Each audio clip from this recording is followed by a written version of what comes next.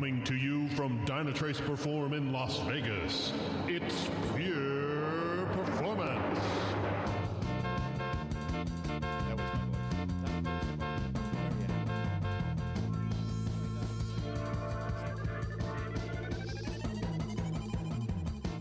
Hello, everybody, and welcome to another episode of Pure Performance Perf Bites. Yes. Coming to you live from Paradise, Las Vegas. I'm going to come down in a second. Disembodied voice of our host. Coming Brian to you live Wilson. from. See, we actually have a viewer.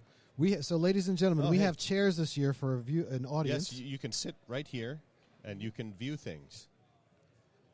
Yes, Hi, Jeff. congratulations. Brian, come on down. I just want to check Yaz's Hello. audio. Yeah. So let's introduce Hello, Yaz Grahame from Yeah. Launch Hello there. Darkly. Yas Graham, welcome to Pure Performance Perf Bites Podcast Necessity. Thank you so much, Mark. Yes, it's and great to be here. welcome to Dynatrace. Have you been to Dynatrace Perform before? Never. What do you Never. think? This is my first. I'm enjoying it greatly so far. You like it? It's, definitely on the food, superb. It is good food. It's remarkable. Did you have one of the egg sandwich things this Not morning? yet. The queue was massive. It I was know. around the block. They're really messy. Be forewarned. Okay. You will end up wearing the egg slut home with you. I can see that. Well, The hence yolks. the name. Yeah. Yeah. But so similarly, it's been fabulous meeting the Dynatrace team, Yeah. and talking especially to Andy and other folks who I'm sure audiences for this podcast already know. Very, very cool. Now, you work for an interesting company called Launch Darkly. That's right. Which, explain to us a little bit, where did you guys get started? Where did Launch Darkly get its going? So it started in around 2014. Yeah. Our founders, with two founders, Edith Harbaugh and John Codemole, and they were looking for something new and interesting to do, and they found feature flagging was something that is conceptually incredibly simple, and yet huge numbers of teams don't use it because it's so simple. It's almost insultingly simple. Yeah. And it's easy for people to overlook the power that it has. Right. And once they started going down that road and pushing it, they found remarkable stickiness. Once teams start using it and seeing the power that it gives them, more people want to use it. So, launching darkly, meaning the idea of launch your feature flag Exactly. dark. Exactly. But there's Scanner Darkly is the movie that comes into my Well, it's a brain. book Philip from K. Dick. Philip The K. book, Dick, yeah, yes. Philip K. Dick. Yeah. That book kind of left me paranoid as I read it. If you That's the whole point of launch it. with your feature not dark, Right. then you should be paranoid. Or you Because could it's just going to crash. Or you could be Anyway. paranoid thinking, oh my gosh, someone's going to turn it on. I forgot to turn it on. Either way, anytime you launch, Yeah. Role-based you're going access to be control. paranoid. Yeah. Yes. Now, Very helpful. near and dear to our hearts is testing, and specific to Launch Darkly. I find there's still a lot of people who presume the simplicity of a feature flag. It's so simple, I don't need to test that. No. But you start putting a couple hundred or maybe 1,000 feature flags together, and you want to start, I need to turn a bunch of them off. There's a whole elegance to Yes. once you really adopt the practices and start implementing it. Is that something you can tell us about from your perspective? Yeah. And the trouble is that you can swing from not caring to over caring very easily. Okay. Yeah. Once something, you start to realize, what if this flag is on and this flag is off and this one, and you start to see this combinatorial explosion. Yeah, of Matrix. different- Yeah, right. the number of permutations and combinations explodes dramatically. Exactly. And our advice is don't try and test that. Right. You test flag on, flag off. Unit test around the individual flag one at a time. And that's the flag on? Exact flag on. Yes. Visual jokes work wonderful. You do? Actually, Well, we do have camera. we cameras do, if well, you right, didn't for- get but that it's visual. also part of the I have podcast. no idea where the Yes, camera yes. is. I'm not sure if I should be. Oh, they're there. over there somewhere. No, look at the camera. Yeah, exactly. Beautiful. So, but then there's also if we didn't test this, I go to turn a flag on, and it didn't actually turn on. And maybe Right. there's even legal or compliance issues or major functionality issues. Yes. Or you have group dependencies that you're like, I turned 2 on, but we've never turned all 3 of these on at the same time, blah, blah, blah. Do you run into a lot of that? Sometimes, and it is something that you run into, and it's something we provide tools to make that easier, to avoid the accidental slip-ups. Right. So, for example, you can link flags together to say one flag is dependent on another, right? Yeah. If this flag is off, that means this flag never evaluates, right? But also, you want to be careful, obviously, in the same way that You want to be careful who has root access on the servers. You want to be careful who has access to flip certain flags, right? Yeah. All the permissioning, all your permissioning and roles identity and piece. things Yeah, like yeah, that. yeah. And some of it you may even not want humans to touch at all. So we do, and this is something, well, we're at Dynatrace, right? If you have your monitoring system, Dynatrace, noticing... No others, just us. No, there aren't. That's the only one in the market. Right. Right. Wait till everybody else catches on, it'll be huge. That if, something starts going to the bad place, being able to have rules that automatically go via the API, flip flags automatically. Yeah. We call those automatic circuit breakers. Yeah. Yeah.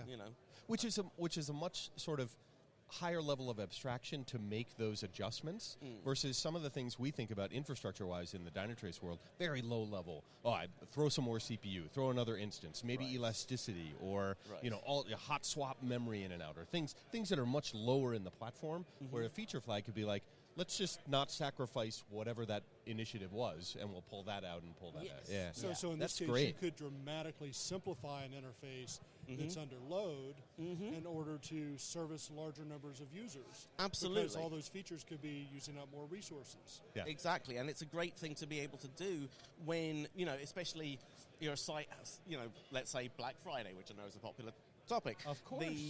If you go, actually, you know what, the 20 JavaScript includes that we have on the front page, maybe we should drop a few of them right now. Yeah. I've got one. The monitoring agents for all of the beacons for marketing. Yes. There's usually like 15 or 20 of them on every single page. Pick one. Awful. It's awful. They multiply by themselves. It's like, They if do. one's a good idea, 5 must be a great idea. We'll get 5 times the money in marketing. Yeah. Quantum or you could monitoring. turn off RUM. Yeah. But here's Wait a minute. this. No, don't turn off RUM. I know. Sorry, Dave. So, question with the feature flags. Now, can feature flags be used in combination with Canary? Like, can you say, I want to do a turn on a feature flag for a subset of our Sessions. Yes. infrastructure sessions, right? Exactly. Maybe not the same exact Canary, but you could. It's not an all on, all off. Right. It's you Exactly. can release it, roll it out, and then turn it on more. Okay. And there's things that we do to make that very easy, depending on how you want to slice it. I mean, you Yeah. could just literally say, I want 5% of users. And we literally give you a slider that you can drag along. And one thing that is useful there is that we keep track of which users fall in that 5%. So that if you change that number, those 5% stay in there. We don't just randomly scramble it. You know? That's important. Yeah. Tell us a little bit about sort of the install base currently, the customers that are using LaunchDarkly, and are they at different levels of expertise? Are there some full-fledged infrastructure? Are there some no-ops initiatives around that? It's all over the place. Yeah? And we have something we find a lot of as well is that just because an organization has taken on feature flagging, we have some really big ones, we have some quite small ones. Sure.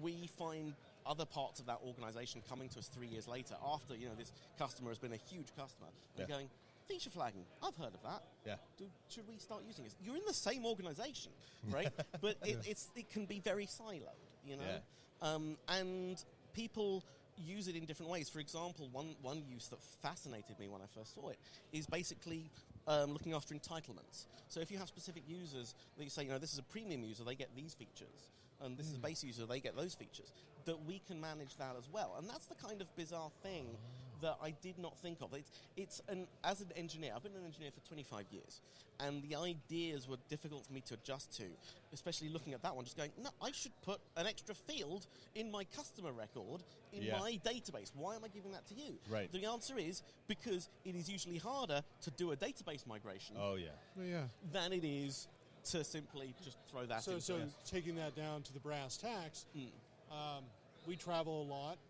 Some of us are premium members for Marriott and other locations. Well, so depending upon our premier membership level, we might have different features that are enabled based upon, hey, your gold, your platinum, your... Exactly. And you can manage that. So if they say, James is premium, but we don't like him, we're going to turn this feature off on him, they can do that easily via automation, depending on, he rage-clicked. Yes. We don't like that. I get that all the time because I'm from the South, and Or like in Best in Show, you end up sleeping in the supply closet on a cot, right? Which is that's your status level. That's what you get. Yeah. So it's really interesting then. So room service it's not is right just next door. It's just not Just help feature yourself. flagging for new functions and features for the entire site. Yeah. You're now taking and you're saying this was not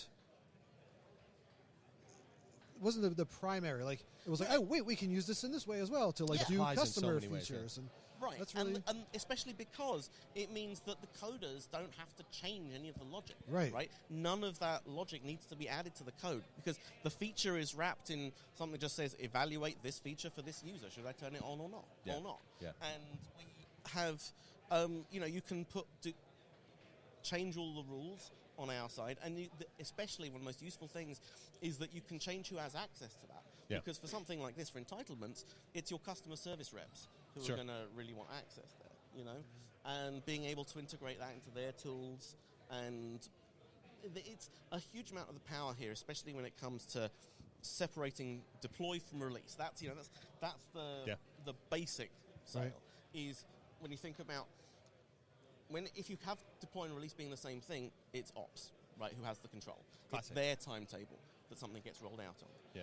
And when you separate them, then product or marketing or whoever it is gets that change. Yep. We had one of our biggest customers, Atlassian. Oh, sure. They used us a few years back during their conference, Atlassian Summit, to roll out new branding. They had changed their branding. Oh, yeah, they did. Oh, so they revealed it during the show. They revealed feature flag flipped, everything updated. All of a sudden, just refresh the page. It just Sometimes you don't. In fact, you don't. Depending on how you integrate it, you don't even need to refresh. Yeah, it'll just pick it up. Yeah. That is very cool. One question I have for you, just in specifics for Dynatrace. I think about myself as like a classic infrastructure or performance person, in the APM world, or now part of a platform team. Like feature flags are something that comes at us, and how do we support them? But once they start being adopted, at least for me, it was like, oh, that becomes my go-to answer. Right. Like, don't put it on us. Stick it in a flag. And do you find the adoption rate changes as people start working with your solution versus kind of doing it manually the old way? Yes. Yeah? Generally, in practice, I mean, as you say, it does depend on the developers and the team and the way they start rolling it out and the degree to which they get it, the degree to which they're allowed to try new things.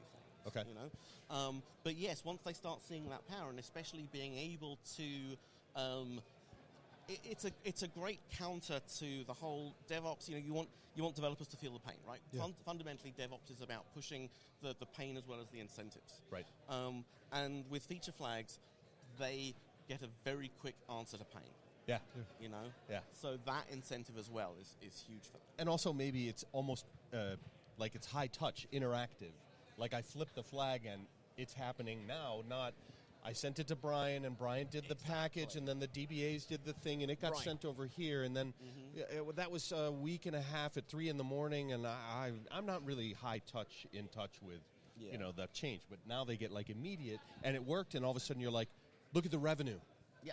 Or look at the revenue. That's not going to your turning bonus or my code. bonus anymore. That's going into their bonus, which is awesome. I also had a question in terms of, obviously this is a production, but are any of your customers using this in your pre-production, your load testing, so that they can test flags turning on and off while performing all these load tests and make sure everything functions? It's good to be able to do. I mean, especially because a fundamental part of it is that when you're using Launch Darkly, we separate environments. Okay. Right? Sure. So you can like we do this for a lot of our work, is that each developer gets their own Launch Darkly environment. They have all the same flags that everybody else does, but they can then flip it themselves to see how their own so dev they can run environment their it own works. little unit tests and flip the flags. And, so obviously that would be really important when we talk about the expanding scope, because we have the performance testing backgrounds and all. And as you move to the cloud, what you have to look at and test out changes. So when you add feature flags in there, who wants to see like everything come crashing down because you turn a feature on, right? So that's something you really need to test, even though it should seem, it tested well on its own and well on, well off. But what about that switch time? And you can do the performance. I mean, one of the scenarios I really like with the performance testing that both works in test environment or perf environments and production is that you can run an experiment. The scenario I'm sure many people are familiar with, you have 3 engineers on the team who have their own very fervent opinions about what is causing the problem and how to improve perf, and they're all radically different. And now you can say, we'll try all 3 at the same time. Yeah. Right? We'll try and we'll link it, the custom metric, to whatever's working, and we can even expose that to production and see what happens. Yeah, so clearly 4 stand-ups ago, when you guys said you understood each other and everything's going to be fine, click, click, clearly you did not understand one another. Right. Right. There was a sliding disconnect in between. And that's blocked, and you can't do that. And James, you look very different suddenly. Sorry, this is our colleague Leandro Melendez. Hi. Hello there. Nice to meet you again. Yes. I was out of camera growing a mustache a little bit. Good for you. Right. And a lot of hair. Not so much. Yeah, not so much. But when you mentioned those multiple changes and multiple scenarios and trying to cover too much at the same time, I often think of it like having multiple haystacks looking for the needle, and it's madness. It is. Anything you can do to very quickly either validate or disprove, any hypothesis helps. Yeah, and it should be attempted a little bit like cut it in half, check one. Okay, it's over here, half. And you need to go little by little. Yeah, just makes it much easier to accelerate that investigation process. Drill it here and then try this, and without having to recompile it, rebuild it, repush this, then just push it to these 2 nodes, and then I'll do it with a load balancer. That's complex. Now you don't have. It's because that's the edge. You don't have access to the security of the load balancer. Right. Now it's like this is fully secured, fully pushed code. You're just changing behavior.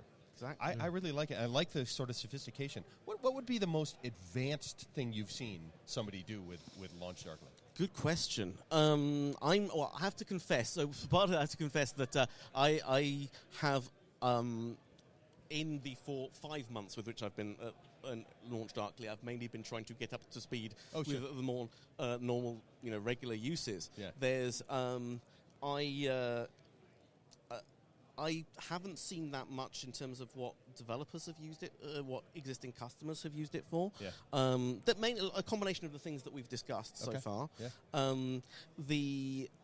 We've seen things where, certainly because you can deploy it on the client side as well, that you can have deployed software that is even part of real-time software running in hardware and radically change how that's working right in the middle of something without using it. having to dig through control panels, configurations, or Exactly. through, an API call or dreaded console, whatever, doing all that. Oh yeah, so there is a super management flair to it, how you apply it. Yes. Does that also mean you could bake it into like a mobile app? Sure. And enable features on the end? Absolutely. We have Swift, Xamarin, client-side JavaScript, React Native. We have all, and the thing about them, one of the things that's really useful is that when you flip the flags, when you do a flag evaluation, you're not reaching out to us and requesting a flag eval every time. Right. The idea is that when the app initializes, it downloads all the data it needs so it can do its own evaluation. Sort of a manifest of... Exactly. Yeah. But it holds that connection open to us. So anytime flags change, somebody flips a flag or changes a configuration, we send that change down to everybody within a couple of 100 milliseconds. Yeah. And on the client side, that can trigger an event. Right, which you can handle any way you want, but you can say, for example, re-render the page. So that's what I was saying about Atlassian. You don't even need to reload. Yeah, and it could trigger things, or pop up approvals if the flag is we've changed something and you need now approve your ability to do this. Change like an opt-in status, you opt-out status, things like that. I had a lot of fun when I was first applying for the job. This is actually something that I still need to tidy up. I did an audition video screencast thing that I wanted to just try and experimenting with it. And I found a music mixer, a JavaScript music mixer. And with a song that it had all the separated tracks. And so I just created feature flags for each track. And then just, while it's playing, turn various tracks on and off. Trombone, no trombone. Banjo, no Did banjo. you dance during it? I did. Was it a dance? Like jiggling in my seat a bit. Okay. It was quite a fun track. You got hired. Done. That's It worked. It was the banjo. It's the banjo. Exactly. Everybody loves a good banjo solo. Yes. Yeah. Electric banjo solo. Oh, yeah. Bela Fleck, eat your heart out. I need to... Exactly. Because I think it's time in our interview. I've been dying to find out more about Why the horses starving died. horses. Can you tell us about Starving why virtual horses died. Certainly. Virtual horses. In, So this- in Second Life, did they have a glue factory? It wouldn't surprise me. Yeah. You know, the thing about Second Life, like the internet, all of human life is there. Yes, Sure. the good and the Which- bad. The good and the bad. Yeah, It's yeah. Most Not everything can go on unexplained over and- there. And I was at Linden Lab doing Second Life Yep. for 5 years. I learned a whole load of things, especially about working with legacy code. Right. And we had some amazing bugs. And the great thing about virtual world bugs, or in games or things, is that you see real world analogs, such as virtual horses, doing things that really shouldn't be happening. Yeah, yeah. Like we had things like, I remember once a developer accidentally raised the water level throughout the world by 200 meters, right? In one release. Oh, wow. There was this, and the bugs... Swimming horses. Exactly. In this case, and this is a really prime example of, in terms that you can't... That you can't test production unless you test in production, right? Okay, yeah. That Second Life has a built-in scripting language Yeah. called LSL that was made in a weekend and looks like it. Yeah. It was, and the thing is that it powers the economy, right? Because people build all kinds of products and sell those products, and they script them, right? Yeah. There is enough money going through Second Life to fully fuel. There are enough people who make their full-time living off making products and selling products in Second Life. Which, Right. first of all, that just blows my mind. It's astonishing, right? So, how many businesses were flooded then? How many? Sorry, Businesses of these people were flooded when this happened. were floated. Yes, Floated, yeah. Yes, there was definitely quite a lot. A lot of them went underwater, unfortunately. Yeah. But there was. Go on. I deserve it. There was a business, for example, selling what they called breedables, virtual pets, Yep. Yeah. right? And in this case, it was Breedables. quite breedables. It implements the breedable Ironic. interface, right? And this was something that was very popular. And in this case, one of them was like doing fairly realistic-looking virtual Arabian horses, Yeah. right? Okay, sure. And the business ran on the Xerox model, right? In the sense that you buy the horse, but you also need to buy the food. The food and the maintenance and the everything. Right. Yeah. You keep buying the food. And Right, what right. happens, you put the food out, and the horses, somebody had scripted a pathfinding algorithm. Okay. So it would find its way around your land, wherever it was, to eat the food. Yeah. Right? Now, when you have a platform on which there's literally hundreds of millions of user-created scripts Yeah. on your platform running your API, you have no idea what any change is going to do, right? Yeah. So, at the time, somebody made a change to the physics engine that slightly tweaked how friction worked with something walking on land. Which affects the Pathfinder Which affects API, the pathfinding, which means that the horses started sliding past their food. Right? Oh my They God. couldn't get to the food to eat. And sometimes Well, they they would could get there, but they just all keep they was going. keep going. They'd always And- overshoot. They were sliding through. and sometimes sliding so far past that, they'd go off the skybox or, sky platform. They don't go, whinnying as they pirouetted into space, right? Now, this sounds hilarious because it is hilarious. There is no way in which this is not hilarious. Right. However, But for some people, But in For Second some Life people- is their Second Life. and Yeah. when you realize that you are endangering, as it was, literally tens of thousands of US dollars worth of virtual assets. Virtual We horses. had- Oh, horses, not asses. Oh, It's a different species. exactly. There you go, one for you, Mark. That we had QA literally up all night saving virtual horses from starving to death. Yes, and God bless them. Yeah. In fact, right now, if you just spend a few dollars and send us your donation, Think of the Gaz horses. and I will save the horses. But just think of how Think of many them. we could do with your help. we need one of those songs like, This Just $5. five- The price of a cup of They coffee may be a day. polygons to you, but they're flesh and blood to Yeah, us. and it's virtual money, so spend all you want. Well, it's and with that, one of the great lessons of learning was always, and this is something we know so much of in software, that complexity builds, and every change has an effect. And the more complex it is, Yeah. the more the changes are bizarre. Yeah. Yeah. There was, certainly one of my favorite other bugs and that doesn't really involve virtual things, Yeah. but is a wonderful encapsulates the history of software. Excuse me. The Second Life client, it was a native client that ran on desktops. Right. Right. And when it started up, it would check for updates. And the update, obviously, we hacked up our own update checker that would check a URL and look for a binary there and then Is that download it, right? Mm-hmm. Now, one day there was no binary there. One day it was a 404.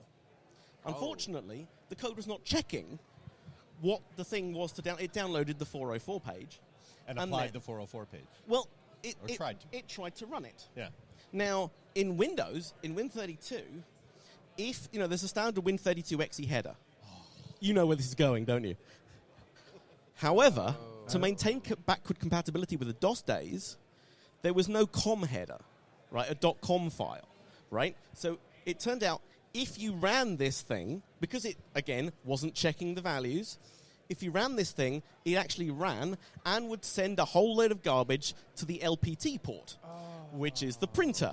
And sure enough, the printers are also not checking what they're getting. Mm-hmm. So in some cases, we literally actually broke some inkjet printers that were getting garbage that they could not handle and tried to execute and just bricked themselves. Yeah. Oh. Wow. You're in the Microsoft world, you're not alone as a company that ran into that.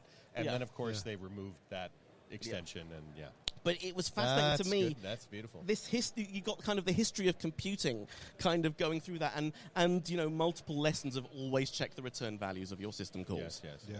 Wow. That's amazing. You receive what you expect to receive, and by all means, never send something to a printer. Even if you mean to, just stop. You don't really need to print it. Do you really need to print? If I'm not signing it, and now I don't even need paper to sign, forget it. It's all, you don't need to print anything. And it hasn't had I need to paper print around And last again, week. if you I can need to just print send money. $5, we can save a lot of trees. No, I'm just kidding. Thanks, Yaz, for being part of the campaign. Really appreciate it. Anything I can do, heart bleeds. Well, this is enlightening from a bugs. We kind of love the bug thing, and of course, there's a lot of analysis right now on the performance issues or the massive bugs in the Iowa. App, the mobile yes. app. I think that's going to probably be very high profile when you see people who know nothing about computers start talking about bugs in mobile apps. Yeah. Then this is back to the website that shall not be named in 2013, was it? 2013, yes. Well, it's interesting because healthcare.whatever something. it was fascinating, the stories, because part of my time, previously before Launch Darkly, I spent 4 years in federal government in a group called 18F. Oh, yeah. Have you heard of us? Yeah, absolutely. So we were, and still are, teaching the government or parts of government how to do agile, open source. And there was a big decentralized thing design. that grew from that around the healthcare HEA and the website and all that. Yeah, it was certainly more like USDS, the US Digital Service, that did more of the stuff on healthcare. But the stories that I think I may be distant enough to be able to tell. Sure. There's some things that bizarre decisions that were taken by the original contractors that people going in had then to clean up. And particularly stuff like, sorry, this is now going into bug stories continually. No, it's fine. right. It's, but it's Jez Humble's This is world entertaining. as well. Yeah. Right. Yeah. Jez and I worked together at 18F. Yeah. Which was fabulous. I learned so much from him. Yeah. It was that's The census is coming. That's the next big one. Yeah, That's not electronic, terrifying. is it? Oops. Yeah. But it's always, fascinating to see some of the Twitter traffic around this Iowa incident. Right. And people saying things like, I could have built something better in a weekend. It's like, well, no. You'd of like the course Second not. Life scripting language. It's just a weekend. Yeah. It's just a week. Loadrunner, Dynatrace, I could just write that in a weekend, yeah. right? Underestimating open the source problem tracing. was the problem. Grotesquely. Right. Yeah, exactly. Yeah. Awesome. Good times. Hey, it keeps us all employed, right? That's right. We are sort of employed, God, and yes. we're making cool new companies. It's kids a sad need and new happy shoes. situation at the same time for us. So Yeah. keeps happening. Yes. Yeah, it's sad for you. But it also puts it into the news. Like I remember when the first iPhone came out, and both Apple's and AT&T's websites crashed. I finally had a point of reference because I came from a performance testing world. I finally said, "You see how that happened? That's my job is to make sure that doesn't happen." Yeah. Right. And because I would explain to my family, like, I don't get it, and like finally they're like, "Oh, okay, Yeah. I get it now." And My- so like my- it gives you real world examples to share with your Yeah. friends and family. My first job was, of course, stopping trains from running into each other. And Of it's course, really hard to of course find it was. trains that run into it. So I can't say to my family, you see that town that doesn't Yeah. exist Those that that blew up didn't- and Yeah. I crashed. tried to stop that. It never really It's worked the out. Y2K problem, isn't it? The trouble is people talk about Y2K now, and you see continually there are a lot of talking heads Jokes, who right? clearly don't understand, who Yeah. say, well, everybody made a big fuss and it turned out to be nothing. Yeah, but then it came back in 2020. Right. But at the for same like time- 5 customers. But at the same time, the reason it wasn't a big deal in 2000 is because they fixed it. Right. Exactly. A ton of people went and patched all the crap so that we didn't have to find there out was if something would break. The renaissance of COBOL. Y2K was just Woo, a legend. $400 an It hour. was Yeah. not supposed to. Yeah. It may or may not have been, but they fixed it all. It was a and conspiracy theory so that they could oh, get yes. into our computer. Conspiracy theory. No, I don't believe that's true. Because even the people I know that want to be nefarious when it comes to digital infrastructure, they look at something written like running a JCL on a... No, I'm Right. not. No. Yeah. Even if there's great data there, no. So, a big shout out to all the developers who put out code Absolutely. that doesn't have problems. Yes. Because they never get a... Big recognition. Yeah, or it's No. like, whatever. oh, well, it worked. Well, of Yeah. course, you did your That's job, what we right? Like, expected it. yeah. The heroes. Yeah, that was a big thing in 18F. To bring that back to that conversation was there were some really interesting precepts I remember hearing from Mike he gave some talks about the healthcare.gov. He was kind of a lead PM. Mike, is it Michael something? I forget it. Sorry, At the yeah. Velocity conference, I think he gave it a Oh, keynote. it made, God, his name's completely fallen out of my That's head. all right. Yeah. He was. You might have worked with him, but telling those stories just about the human disruption, Yes. communication, policies, procedure, and just like, well, I didn't think to, or I just didn't know, or nobody invited me to. It was all very human anomalies. And in that's that way. yeah, exactly, and it's in seeing the human costs, right? One of the bugs that I heard about was that families, would go to hospitals. They weren't able to enroll online. They would go to hospitals. They would queue at hospitals for hours. Yeah. They would try to enroll, and the system would basically give an error along the lines of, "Sorry, not working today. Try again tomorrow." And they would try again and again. And it turned out that the problem was couldn't handle apostrophes in last names. Oh. Right? jeez. Now it makes you think not just They about must not the have tried that in New Jersey. Well, yeah. Or Boston, Yeah, The exactly. and Accents, special characters. I mean, like, Right. It's something. and Yep. but the thing that fascinates me is the various. This is multiple problems, Yeah. right? This is not just that failure happening there. Right. This is the error message getting lost along the way, and somebody bundling all exceptions up into not today. No. We can't tell the muggles about that. Right. Yeah. We need to make it some generic thing. Mm-hmm. And 24 hours come back, we'll have figured it out. Mm-hmm. But And- then they weren't expecting to get a couple million errors, and they're like, Right. well, we need a lot more than a day to figure this out. Exactly.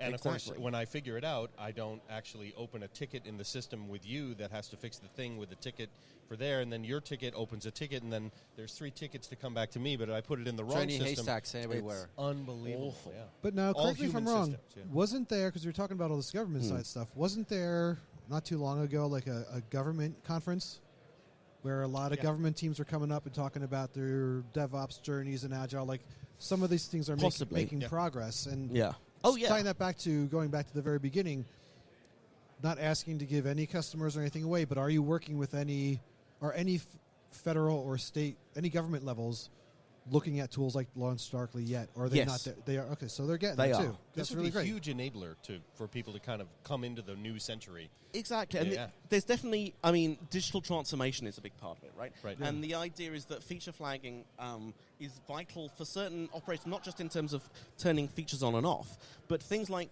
database migrations, Yeah. right? If you're able to do, because you always have that thing with database migrations, we've got new database, old database, want all the traffic going there, then want to duplicate all the traffic, then be careful, go through this multi-stage process so you don't lose anything. Now, if you're able to do that and move through those stages without ever having to redeploy, right? Just literally flipping a flag to take it to the next stage and the next stage and the next stage. So, but the thing about it as well, I want to say, in terms of my experience in government, is that it's easy to buy that a lot of people looking to hype things up have talked about groups like 18F and USDS and the work and the work they are doing is fantastic. Yeah.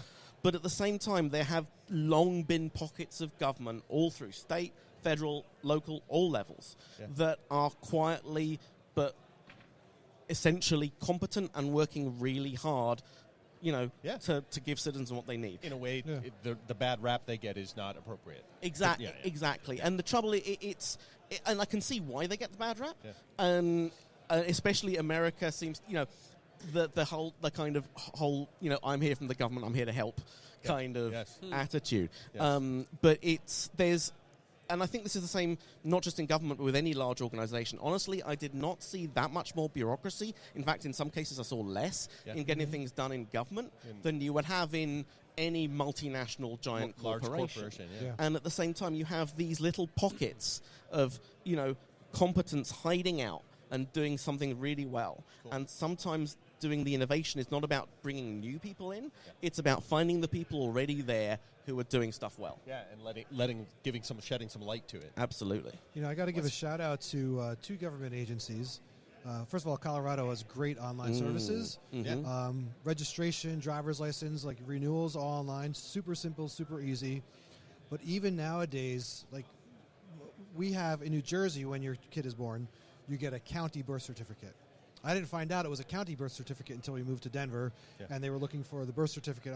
They're like, this is not a valid birth certificate. I'm like, what do you mean? It's signed by the state, whatever? Yeah. And like, no, we need the state certificate. Didn't know that one existed. Yeah. So went online, uploaded a scan of Social Security card, uploaded a scan of license, put the thing. I was able to do it online, which is amazing if you think about it. Yes. And like, accepted, your thing will arrive in 2 weeks. They just got to do the checks, whatever. Mm-hmm. Wow. And I was like, this was the thing where you'd be like, I have to spend a whole day. Take a day off from work. Go stand in line forever. Get to the front. There's my form filled out. Like all that stuff. It's just like so amazing where some of these, again, some of them are just excelling phenomenally.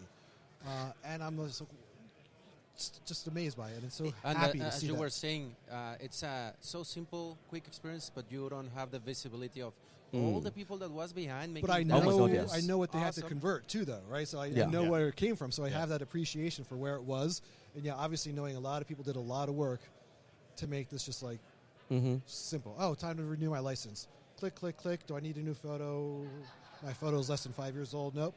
Go. Yeah. And that was a big part of actually why I joined government in the first place, because my second child was born, and I was very lucky that the Department of Social Security in California, that one of the offices was literally around the corner from my place. Yeah. But it's still, we're so used to the experience of government being plastic chair and take a number, right? And that being the day, right? And we know there's something better, and everybody wants something better, right? And we can have it. We can actually have it. It does not have to be like this, Yeah, so thanks very much for joining us. This is Yeah. fascinating. It's Both been parts of our very- conversation, Yes. I think, are It's cool. been an honor and a pleasure. Thank you so much for inviting me. Do you have any social creds where people can follow you? Or Maybe we can see Launch some Darkly for videos, sure. your audition video. I need to put the audition video properly. I'm that kind of ADHD perfectionist where I'm going, I love it, but it's not nearly good enough. Let me rework it 3 times over 5 years, and eventually. So I need to get over that. But Launch Darkly is launchdarkly.com. LaunchDarkly.com. I am Yoz at YOZ at LaunchDarkly.com. I'm on Twitter as YOZ, Yoz. Oh, nice 3-letter. Nice. And on Yoz.com. And it's the thing about having a name like Yoz is that you get it's You don't usually have not competition. taken on the wonderfully unique. And Excellent. So please do. Thank you so much for having me. No, This has thank been you very much for joining us. remarkably and, entertaining. Enjoy the rest of the conference here. I will You're going do. to come to the party on Thursday night? I'm hoping to, maybe on a plane, but if I can be there, I would love to. It's going to be good. Awesome. Great. Thank you so much. Thank you very much. Thank you. All right. See ya. Yes.